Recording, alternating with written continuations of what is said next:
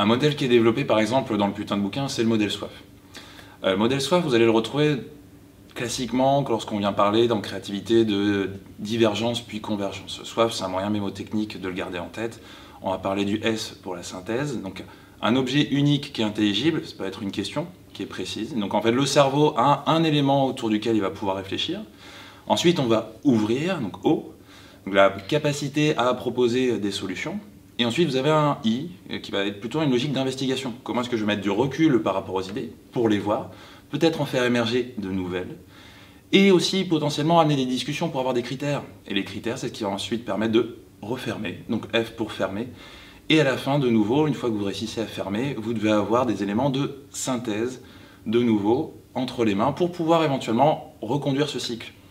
La plupart des méthodes d'innovation aujourd'hui classiquement amenées, type design thinking ou le creative problem solving, vont reprendre ces principes-là. Et au-delà de ça, en fait, c'est un principe que vous retrouvez dans votre vie de tous les jours. Vous êtes le dimanche soir, votre frigo est vide, tous les commerces sont fermés autour de vous, et vous dites qu'il faut aller au restaurant. Et donc, tout simplement, la question centrale autour de laquelle vous êtes en train de réfléchir, c'est où est-ce qu'on va manger ce soir? Arrive donc du coup ensuite un moment d'ouverture. On peut aller manger au restaurant italien qui est pas très loin, on peut aller manger au restaurant de sushi, il y a une brasserie qui est pas très loin, ou on peut peut-être même commander des pizzas.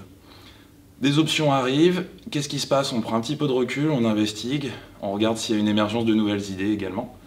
Et au fur et à mesure des discussions, demain matin je dois me lever tôt, etc., on a des critères qui viennent émerger, puis finalement on va choisir un restaurant, et à la fin, en synthèse, vous avez une décision.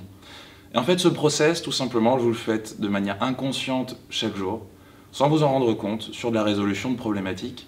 Et plus vous allez en avoir conscience, plus ça va être simple de voir comment est-ce que vous allez pouvoir naviguer entre les étapes parce qu'elles sont chronologiques. Si vous essayez de fermer en même temps que vous êtes en train d'ouvrir au moment d'une discussion avec quelqu'un, ça va forcément s'arrêter parce qu'on ne peut pas ouvrir et fermer par exemple une porte en même temps, c'est de l'immobilisme.